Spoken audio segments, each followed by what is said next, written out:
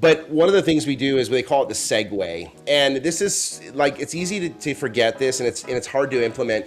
But it's basically, we start out the first 5 minutes, whether it's a senior leadership meeting or a department meeting, basically saying one positive thing in the last 7 days that happened with you personally in your personal life, and that happened with you in your business life.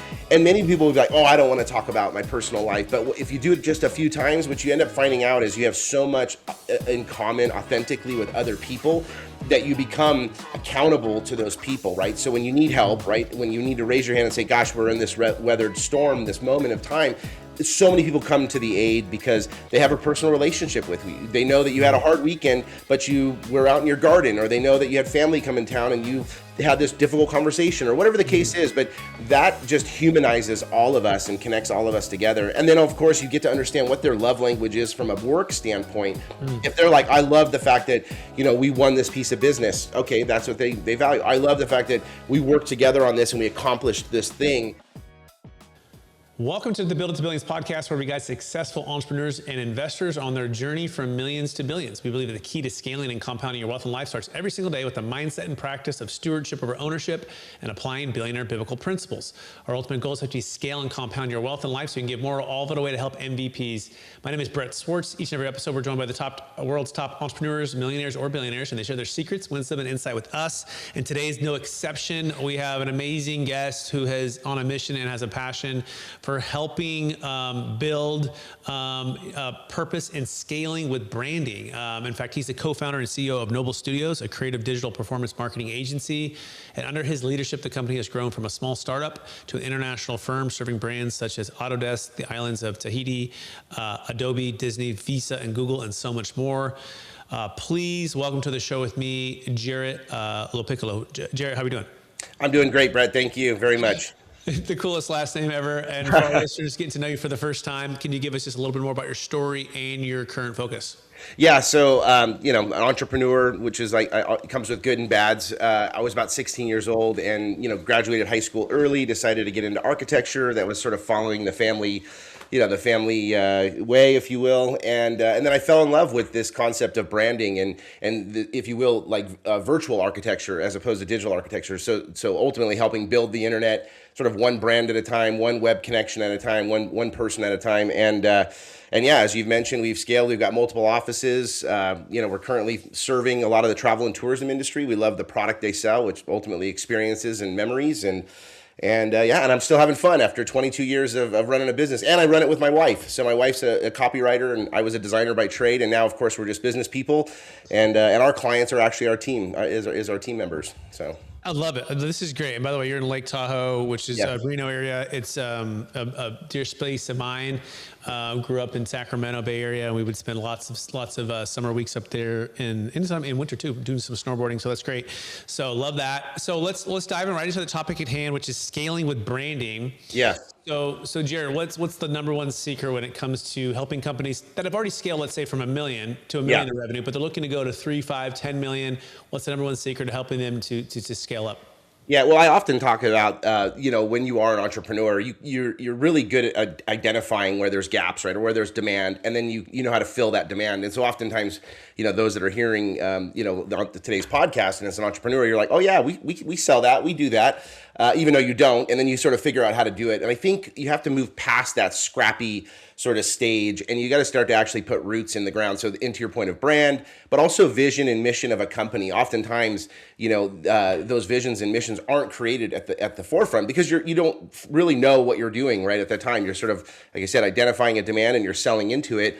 And then later you realize, okay, actually we've got to say no to certain clients or to certain industries or to certain services or experiences or products that we sell. And we've got to say yes to this. And I think having a really, really sort of North Star, true focus, of a brand that's really succinct and people can remember you, I think is critical to getting you to that next stage. I love it. I think about the time when I was naming my business, right? I was like, how do I name my business? And, Right. Is it my name? Is it something in there? Is it, and I can tell me what you think. I came up with capital gains tax solutions. Right. And it's focused like a laser on helping people who have a capital gains tax problem. So Yep. it's capital gains tax solutions, right? And so that's been the name of the company, and that's what we do. And then within that, we'll help people, with their different options and figure out what's a good thing, but for the business or the real estate or whatever they're exiting. And I feel like it's been pretty good. Now, I took this to the podcast, but then I figured, well, that's pretty narrow. Then we launched our Build It to Billions podcast. So and that's kind of, getting a little broader but I'm curious, like when you're strategizing, even just with a name, right? Yeah. Or a core value or a vision, what's some of the wisdom that you found the best companies are doing? Yeah, well, at first, I love talking about this topic in the terms of really honing in, who you want to sell your product, your services or experiences to. And I think to your point, like you could either be sort of 1 inch deep and a mile wide, or you can be 1 inch wide and a mile deep. And I think, nowadays, I think it's really important to specialize, right? And to identify right off the bat who your customers are and who your customers aren't. And that's okay, right? A lot of people feel, oh, no, everyone's my customer. But in reality, when you start to do that, you dilute yourself and you become the vanilla, and then you're nothing to everyone as opposed to something to a small select group of people. So I actually 100% believe that, within about 3 to 6 seconds after hearing that sort of one strap line, you should know exactly, what that company is and who they serve, and if you identify with them or not. And I think that if you have to spend longer than that, people's attention span, I mean, we're in the shortage of attention span these days. People are just going to go to the next option, right, and forget about you. And that's one of the saddest moments is when, one of your customers forgets about you. 100%, right? By the way, speaking with Jarrod Lopiccolo, and it is spelled Lopiccolo, and you can find him on LinkedIn. I look him up, and you can also even check out noblestudios.com. Okay, so that makes sense. So you've got to really make sure that it's concise, it's memorable, and it's going exactly to who you're serving. Back to the vision piece, I imagine for your team, right? And it's probably a lot of the same concepts, right? Like so. Difference, give us a little bit of crafting or getting the vision statement and the mission statement and getting that really crystal clear within your team. Yeah, well, I feel that, most companies really don't take the effort to actually produce a vision that really allows you to say yes and no. And I think that's the most important part about a vision is it helps act as a filter. And this is like who you're going to partner with, what type of team members you're going to hire, what products you're going to make, and which ones you're not going to make. And it's just as hard to go after something and say yes to it as it is to say no to something else. But this is something that I see a lot of entrepreneurs really, take about 4 to 5 years to actually realize, okay, you know what, we are a little floundering right now. We're working 80-hour work weeks. We're serving, we're keeping the lights on, we're paying our bills and payroll, all these pieces. But how do we get to the next, layer? How do we get to the next step? And I think that once you establish the vision, everything sort of cascades off of that, right? It's sort of the butterfly effect. And then at that point, then you actually have to start to look for who's your right senior leadership team, right? Because you can't just have a good vision and a good mission and then carry that ball across the court all by yourself. You actually have to have a team that you can interact with, that you can bring problems to, that you can solve together, and you can ultimately work on the business as much as you're going to work in the business on. And so the next step, truly, to what I see, the most successful companies take is they start to align that senior leadership team towards that vision, towards that mission, and they ultimately become the sort of servant leaders of your business, right? Making decisions with or without you. When you decide to take a long sabbatical, right? They're the ones that know when there's an if-then statement. If this happens, then do that. If this happens, then do this.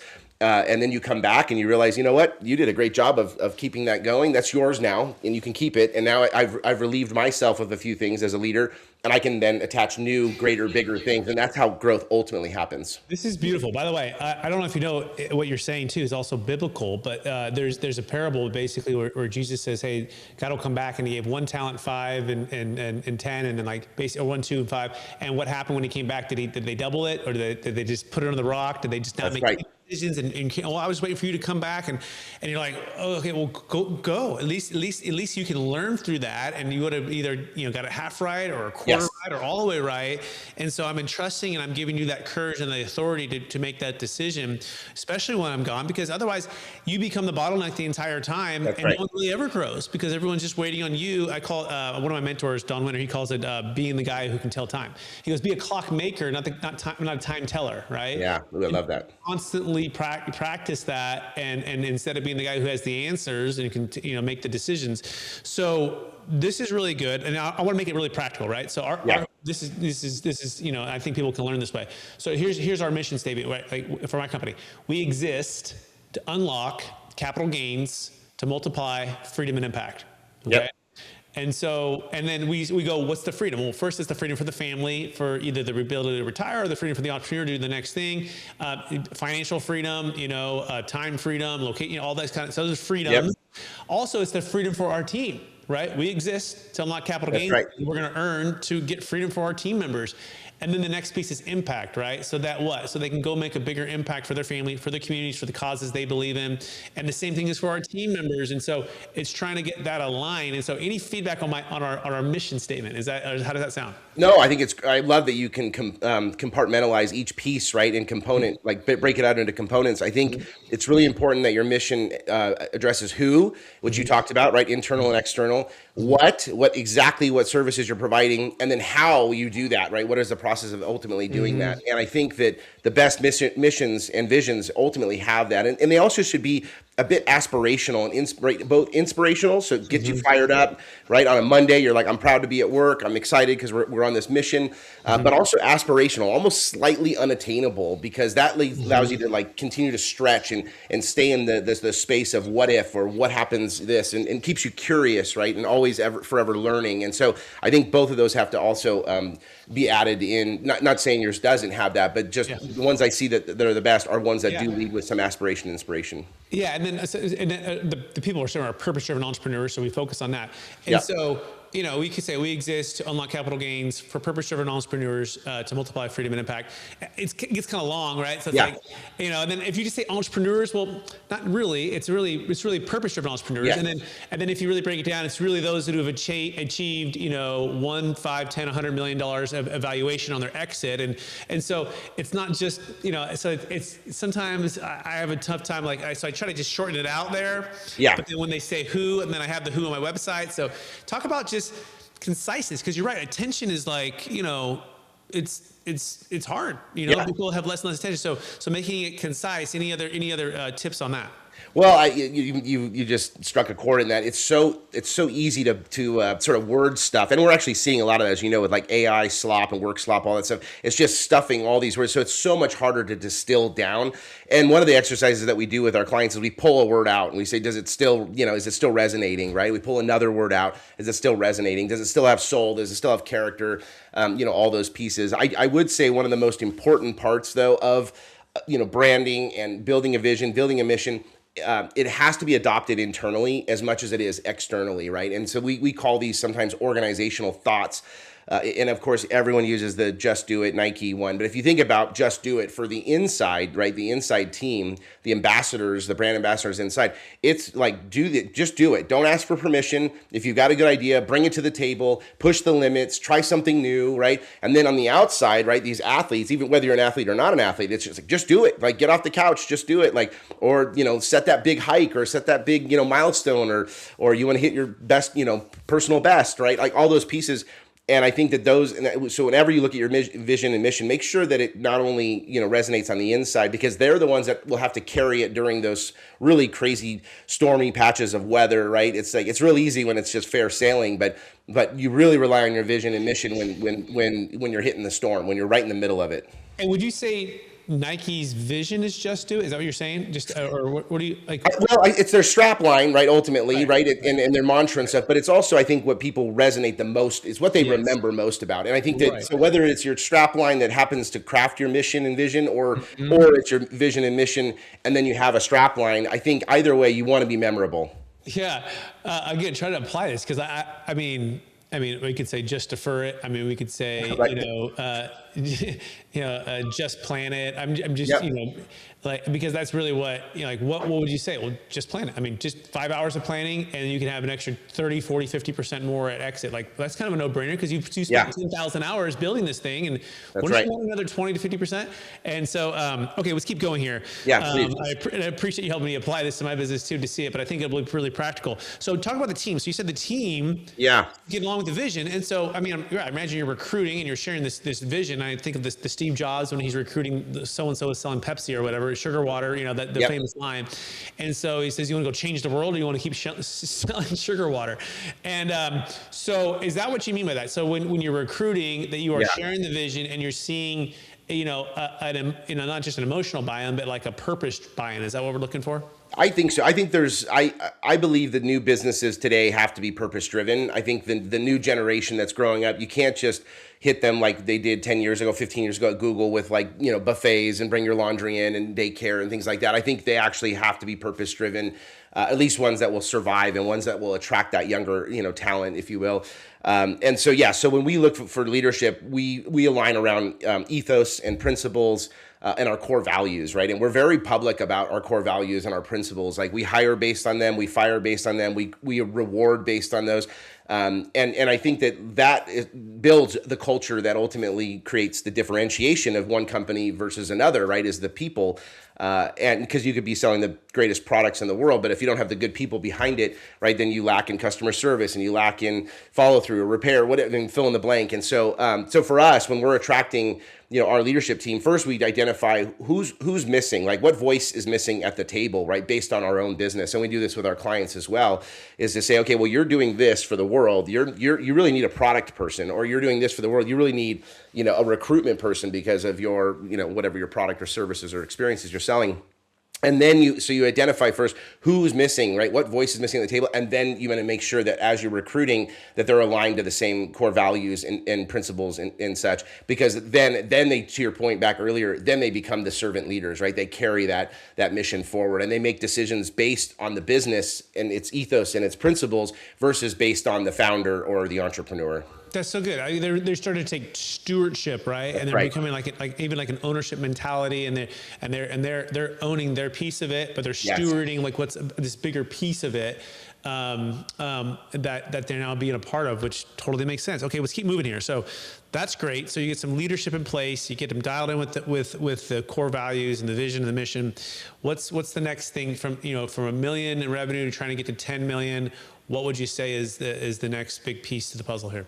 Well, and I'm sure many that are listening to the podcast have listened to a lot of these self-help books, things like that. But there's one in particular, it's so overly quoted, but it is the Jim Collins Good to Great, where it's, getting the right people on the bus and the wrong people off the bus, right? And that's the leadership team we just spoke about. So it's also identifying, are there people that are on the bus that shouldn't be on the bus, right? That aren't aligned to your principles, aren't aligned to those visions. So let's assume that you get past this point. You've got a vision, you've got a brand, you know who your audience is, right? You're targeting it, you're fulfilling on it. Now you have this amazing internal team, right? That can make decisions based on behalf of the company. At that point, I believe you need some type of a operational system that holds all of it together, that allows you to scale to multiple offices, that allows you to add more team members and more people, and it just becomes a function of scalability. And one of the things we've attached ourselves to over the years is the EOS model, right? And it's really this entrepreneurial operating system. It's by Traction. I don't get I'm not getting an affiliate plug here. It's just something that we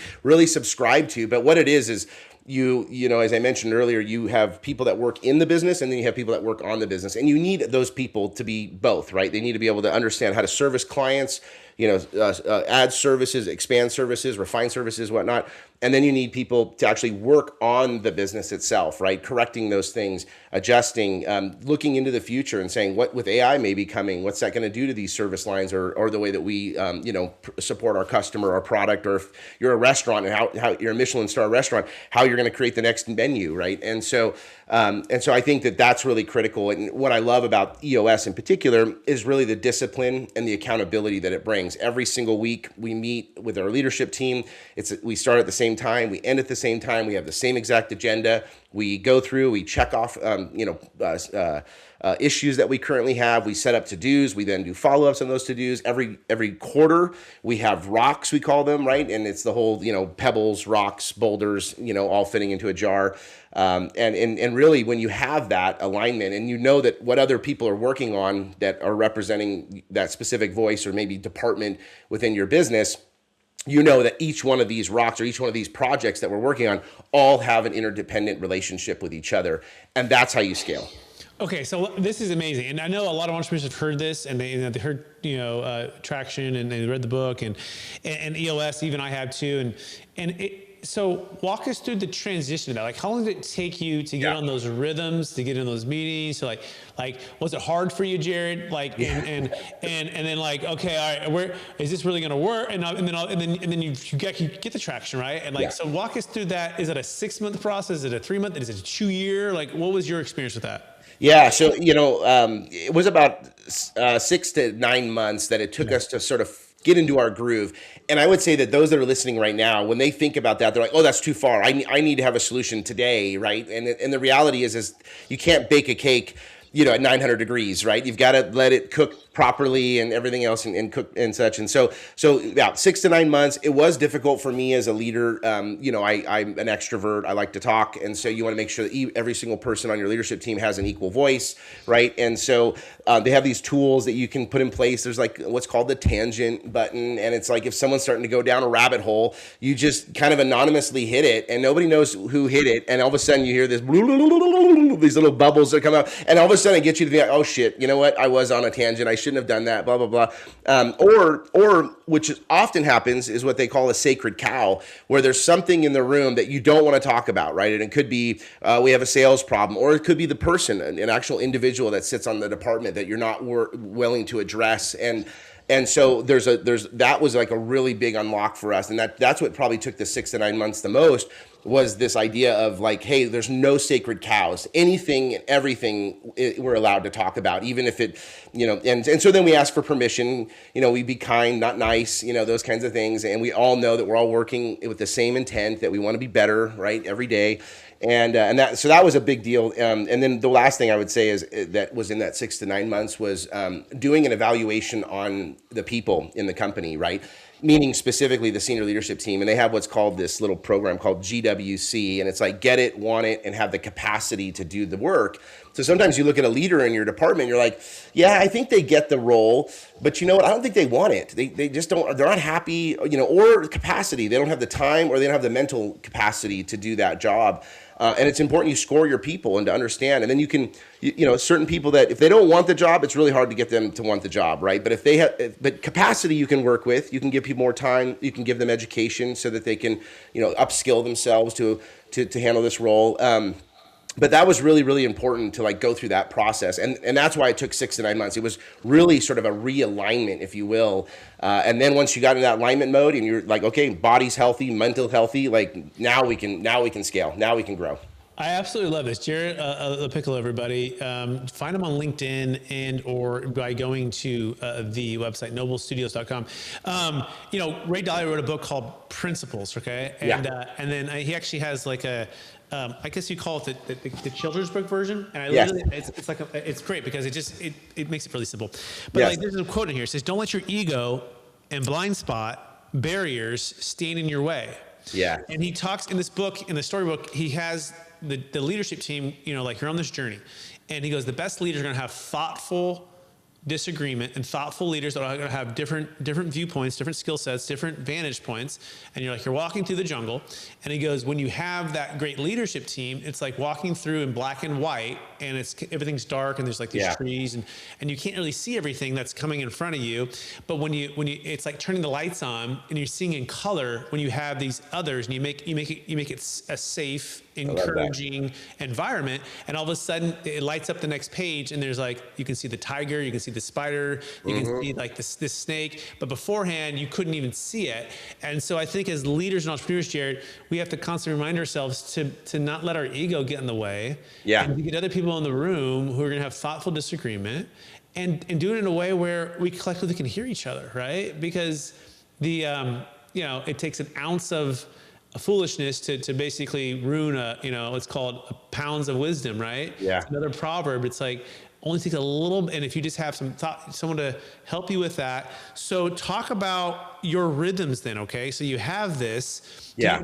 Did you find that, okay, Mondays is best for this meeting, Thursdays or Fridays are best for this meeting, and this amount of time, and of course it probably morphs as you get going there, but like what any advice for those that are saying, okay, I want to get going on this EOS. Yeah. What did you find as the blueprint for your meeting rhythm? Yeah. So another, great thing that I love to talk about. Mondays are just like this ramp up period, right? We're kind of going from this personal life into this business life, and you've got emails stacked up, you've got phone calls, you had things you didn't finish from Friday. So those are most important to like actually tackle, because otherwise you're not fully present. What we found is that Wednesdays, right, the sort of the lull in the middle of the week, you're halfway through, you're grooving, you've already gotten the most important things done. You maybe even had some of those most important meetings with clients or whatnot.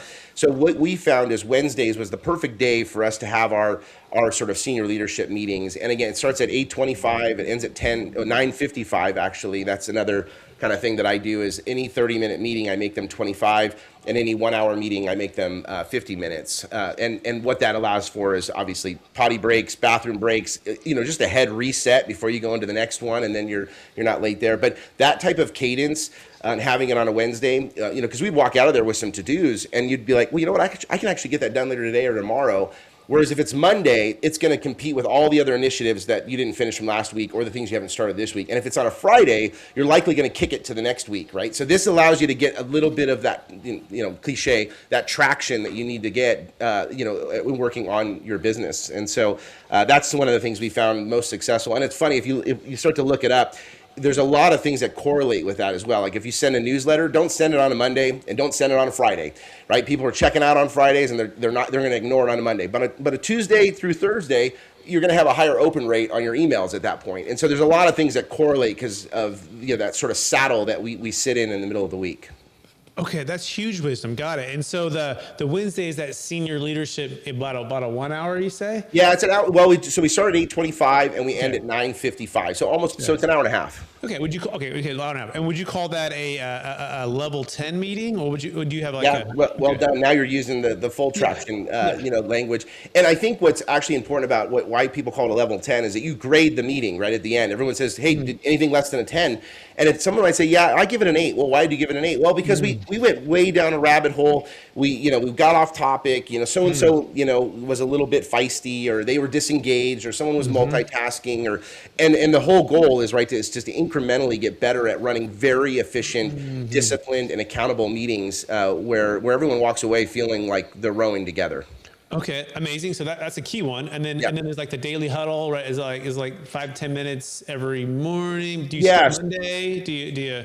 So thank you for asking that, because I think this is also one of the most important parts is how do you trickle down right into the rest of the organization from these senior leadership team meetings. And so while the senior leadership meetings happen on a Wednesday, most department meetings then happen on a Thursday. And it's usually like a 45-minute to a 55-minute check-in.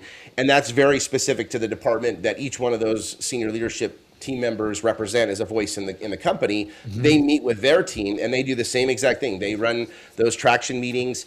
And they're quite efficient, and then that allows anything to cascade right out of the senior leadership team emails. So within 24 to 48 hours, if there's something that the company needs to know that came out of the senior leadership meetings, they're already being notified within their department meetings. Smart. Okay, so Wednesday is the senior leadership 1.5, and then boom, within 24 hours or so, it's going to be the department for 45 minutes to start to take the action on that.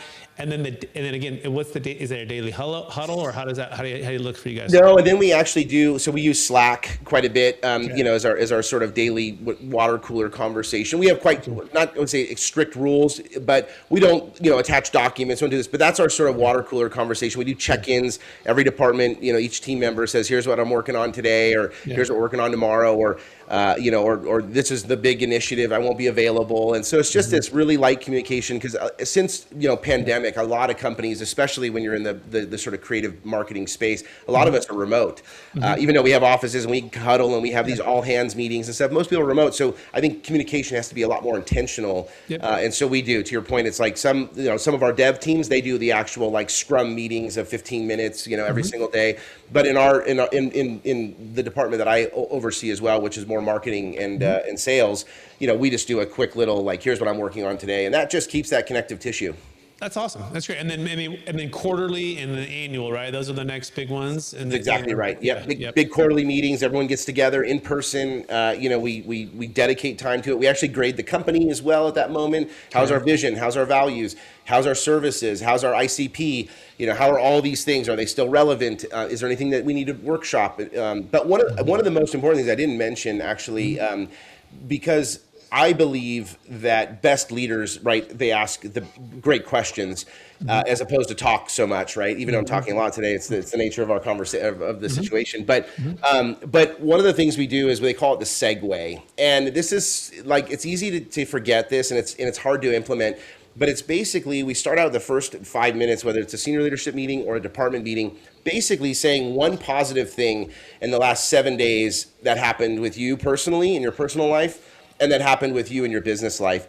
And many people will be like, oh, I don't want to talk about my personal life. But if you do it just a few times, what you end up finding out is you have so much in common authentically with other people that you become accountable to those people, right? So when you need help, right, when you need to raise your hand and say, gosh, we're in this weathered storm, this moment of time, so many people come to the aid because they have a personal relationship with you. They know that you had a hard weekend, but you were out in your garden, or they know that you had family come in town and you had this difficult conversation, or whatever the case is. But that just humanizes all of us and connects all of us together. And then, of course, you get to understand what their love language is from a work standpoint. If they're like, I love the fact that, we won this piece of business. Okay, that's what they value. I love the fact that we worked together on this and we accomplished this thing.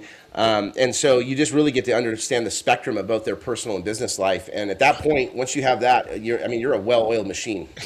Oh, Jarrod, this has been absolutely amazing. And we got to do a little segue here. Yeah, fair. Before we go lightning round. But oh my gosh, thank you for sharing that segue piece. One personal, one work, positive. And just that importance of rapport. I remember being in sales, Marcus Millchap, and my mentor was like, hey, if he's talking, you're selling, or if he's talking, you're doing good. And make sure that you're really rapport on the front end and the back end, and really anytime that you can, because that's really where the business is won. It's not in like your technical expertise and all this other stuff. Like that's the 20%. Like it's rapport, it's relationship, it's understanding, it's listening, asking great questions, open-ended questions, diving in. We can go into a whole other thing if you haven't studied Chris Voss, Never Split the Difference, and really it's a study of communication, mirroring, and labeling. I was listening to the masterclass again today. I've listened to it probably not even exaggerating, 100 times. Wow. It's called Masterclass Chris Voss, because I read the book and it was great. But still, like, you don't quite, okay, you're reading it. You listen to the audio. Okay, that's helpful. Yeah. You go to the masterclass, Jarrod, and like he's literally showing you, like this is, and he's in his voice, his tone, and I listen over and over and over again, and I feel like I'm a better listener now, right? It took me about 70 times or whatever you call it, but I'm a better listener. And this thing of mirroring and labeling emotions behind what's being said, mirroring what they're saying. Active listening is a skill that is not taught. And you've got to, I feel like I had to catch it from like Chris Voss, because I've read other books on communication and sales. Yeah. This is a whole nother level of, anyway, so I encourage everyone to check that out. Get the Masterclass app and to listen to that. It's called just look up Chris Voss on there, Art of Negotiation. Okay. I want to transition into one thing and then we'll do the lightning round. Or exiting, okay? So the entrepreneurs you work with, and maybe even yourself, like large exits, California, Nevada's a little better in California, but in the States, it's 20 to 50% of the cap gains tax that people are facing. And I'm wondering if you or yourself, anyone you know that's been faced with a large exit and is hit with a huge tax bill, what did you do if you and or what do you? I mean, I'm not a tax guy, I get it, but like any framework around that? Because I imagine you've been a part of a lot of entrepreneurs who have exited. I have, yes. And it's interesting. There's sort of two camps, right? You sit in. One, you're building a business to eventually exit, right? To have that event. And then the other is you're building a sort of legacy, right? And I see those two sort of sitting on in poles against each other. I have a good friend who just exited a software business, upwards of about 98 million. And right away he went into looking at businesses that he could invest in that were like not tax harbors, but one was like a solar industry where he was able to go into and got this really healthy sort of tax incentive. Others I've seen work in certain states and working with their economic development agencies that exist there to see what kind of benefits they can get by, say, setting up another business, right? And so bringing that revenue into building a business, say even Nevada, right? We called it the Tesla effect. When Tesla came in and they announced that they were going to hire 6,000 jobs in the Reno Tahoe area, there was 22 other companies within 24 hours said that they're going to now set up a business here. And so I've seen that happen too, where there's exits and then they look for these really tax favorable incentives within states, because a lot of times people don't want to stop, right? They don't want to just like sell their business, jump out of the airplane with all their cash and float to a beach, right? It's like oftentimes they go right to the next thing. They already had irons in the fire. And so those are the things I've seen. I will say I'm now kind of camping into, not legacy in the sense that I want everyone to know we were a successful business, but I remember there was this I was at this Inc. 5000 conference, and I was sitting in the audience, and there was Blair Enns, who's he's an advisor for agencies, and he asked everyone to close their eyes, and he called it Blairtopia, and he said, I want everybody to close your eyes. And he goes, and now, or first he asked the question, how many of you are growing a business to sell? And 98% of the, whatever, almost 100% of the audience raised their hand. He said, okay, now I want you to close your eyes, and I want you to imagine you can never sell your business. You can never exit your business. You have to stay with it forever. What one thing would you change today, right? And then it said, now, what are the 5 things you'd change in the next year? And then he had everyone write them down, and then they collected these, and then they shipped to you a year later as like postcards. And whether you decide to sell the business or not, I think what the exercise showed was that there are things oftentimes in your business that you're not willing to address or fix or focus because you're focused on that exit, right? That event. Well, I'll just put up with it for another year, and then I'll sell the business, and then I can have this thing. And one of the things that we mind you, we're a couple that started the business, but mind you, we have almost 100 employees, and we're doing quite well. But one of the things was we needed a break. We needed to have a sabbatical, and so that was the first thing we instituted was a 6-week sabbatical. And by doing that, we got to step away from the business. These team members, did things really well, and some things they didn't do that well, and that allowed us to build systems and processes in place. Another thing was we needed to pay ourselves more. You start checking off the list, and then you realize, shit, we got a business that we could sell, and it's actually quite attractive to purchase now because we have good margins, we have time off, right? Not all decisions are made by the founders and the entrepreneurs. So I would say build a business to sell, and then you'll either sell and you'll do really well, or you'll build a business to sell and you never have to sell it, And then at that point, what cascades out of that is those tax advantages and opportunities for investments and things like that. This is so rich, right? We started kind of building a brand to scale, right? Or building a business by scaling and branding in the beginning here. But this is really this is amazing, Jarrod. This is a masterclass on all of these things. I will also just plug the company real fast, right? For what we do. So we just did like a big tech entrepreneur exit, over 70 million. We've done business, Bitcoin, real estate all across the U.S. I started in Taxafornia, I call it. We now live in Florida, but we still have team members all over the U.S. But the point is all this. People exit and they want exactly what you said. They want the entrepreneur freedom, flexibility, but they also want the flexibility to be retired, a little bit of both. That's right. It's a season of life. Like their kids are 10 and they're going to be 18 soon. And they're like, well, I like to have way more flexibility with time with the family before they're 18. And then I want to be entrepreneur again. Sometimes they want to start a real estate company investment. Sometimes they want to do real estate and go into business and vice versa. So you really need a strategy that unlocks that freedom and capital. And this is what we do. We build trust with installment sale methods that doesn't require any like-kind replacement requirement. Doesn't have any charity, life insurance, or gifting required, but it also eliminates the estate tax. So back to that $92 or $98 million one. Yep. It's not just cap gains tax. It's anything above 30 million subject to a 40% debt tax, and 15 million single is a 40% debt tax. And so we have a strategy that eliminates that debt tax on the sale of that $100 million company, all in one sale one day, plus all of the growth. Now your kids are the beneficiaries. You'll pay some tax over time. So just knowing the game, knowing the rules, and doing a little bit of planning. And then you can still invest into the solar stuff or the real estate stuff, but you're not forcing that. And not that he's saying he is. I'm sure it's a great deal, but you're not having to force the investment to offset the tax. You're able to keep this capital and go wherever basically you want, and you solve the root cause. Anyways, if people want to learn more, go to capitalgainstaxsolution.com. We wrote a book, Building a Capital Gains Tax Exit Plan. Again, capitalgainstaxsolution.com. We're way over time, so I'm just going to do the final lightning round question.